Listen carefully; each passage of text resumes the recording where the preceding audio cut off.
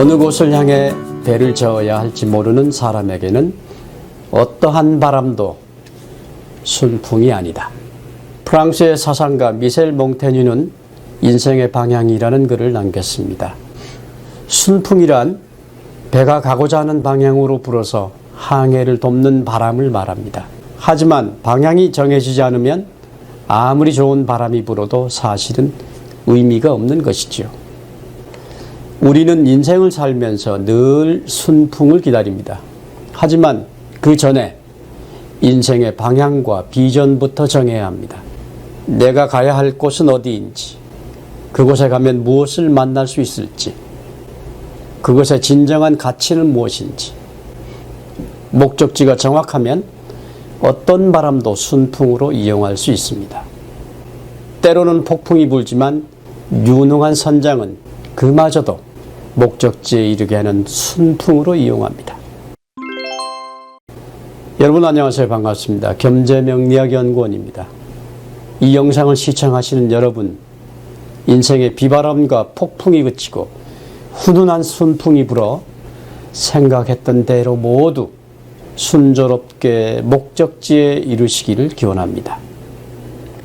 지난번 방송 중 띠별 신년 운세를 통해서 신축년 한 해에 일어날 수 있는 일들 중에 부정적 운들은 최대한 대비책을 알려드리고 긍정적인 사항은 더 좋은 기운으로 쓸 수 있게끔 도와드린다는 의미로 방송해 드렸습니다. 오늘 태어난 달로 알아보는 전체적인 운세를 진행하고 있습니다. 그 마무리 순서로 11월과 12월생의 운세를 알아볼 텐데요. 먼저 11월생의 운세를 살펴보겠습니다. 용모가 청하하여 만사에 구애됨이 없고 화려한 기풍을 지니고 있습니다.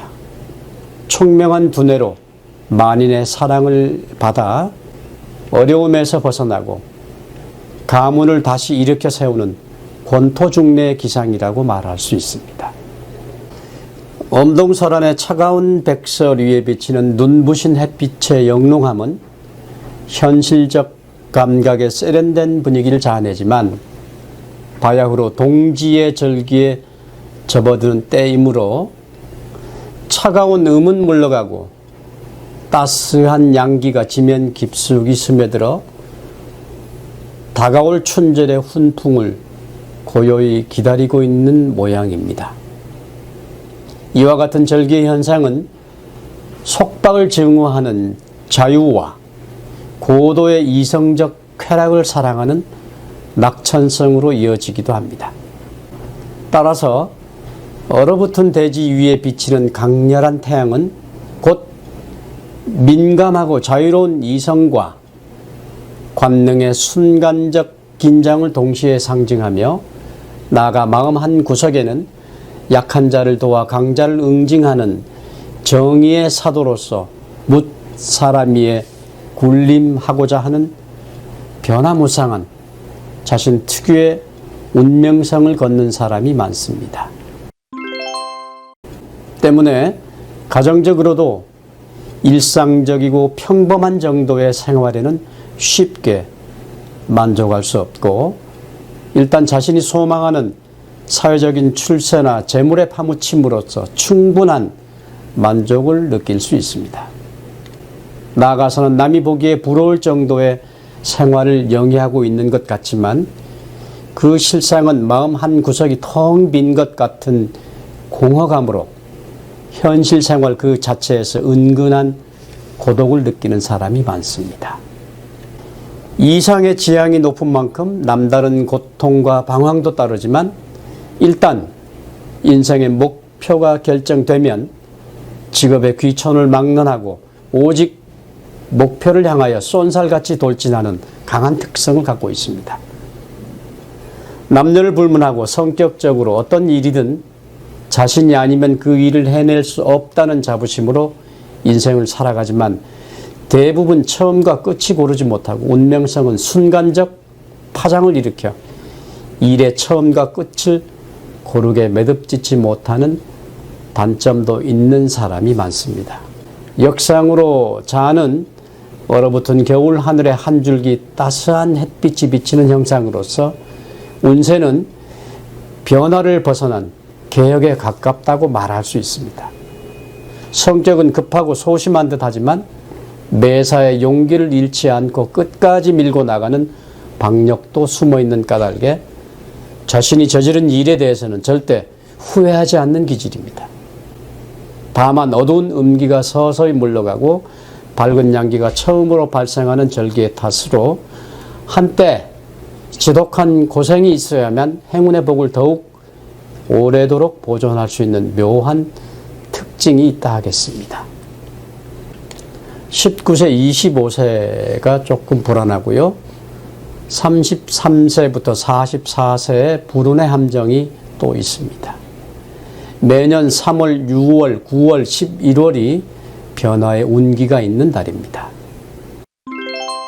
다음은 12월생의 운세를 말씀드립니다. 12월생, 초년에는 환경적 시련과 병역이 따르지만 결국 역경을 뚫고 지난날 잃었던 이상을 되찾고 청운의 꿈을 달성하는 도전적 기상이다라고 말할 수 있습니다. 시기는 눈 속에 파묻힌 대지 위에 여명을 뚫고 동해의 태양이 부상하는 이제 마지막 남은 한기를 재촉하는 절기의 맨 끝 대한의 시기에 접어들었습니다.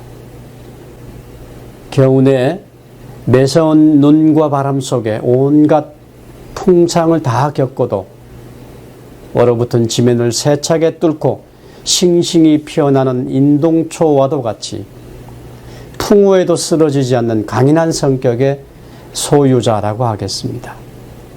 이와 같은 자연현상은 젊은 날에 온갖 역경을 뚫고 굳은 의지를 발휘하고 오직 무에서 유를 창조하여 적수공곤으로 황무지에 신기류를 세우는 실력자로 그 면모를 드러냅니다.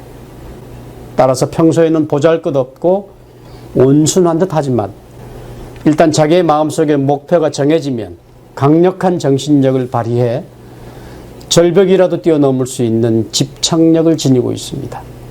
특히 여성의 경우에도 외적으로 나타난 가냘픈 육체와는 달리 어떠한 시련과 곤경에도 절대 굴하지 않고 자신의 목적을 달성해가는 행동적인 면모를 보입니다.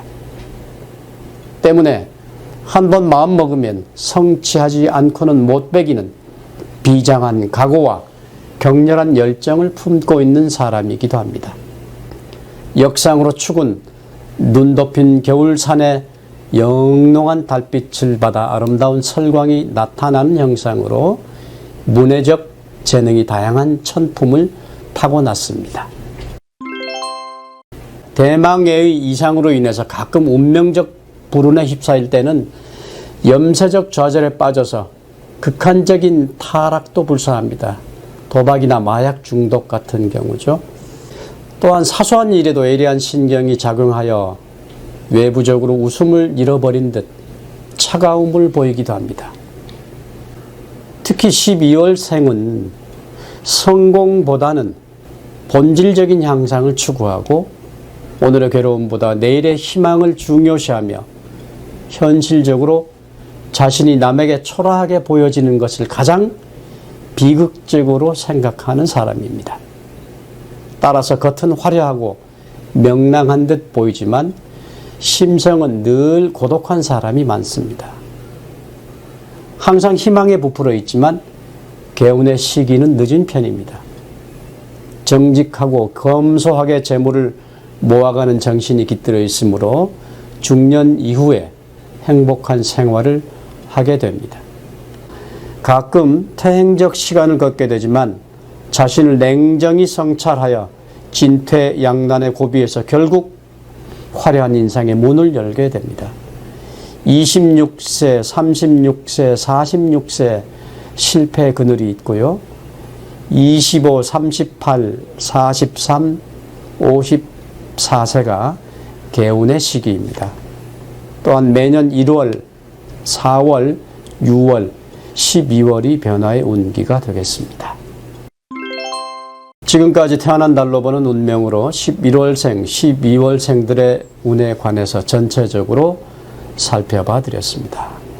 그러나 이 또한 사주팔자를 전체적으로 정확하게 분석하지 않고서 태어난 달만 가지고 설명드렸기에 모든 11월, 12월 생에게 동일하게 적용되지는 않는다는 것을 말씀드리고요. 이 점은 여러분들의 많은 양해를 바랍니다.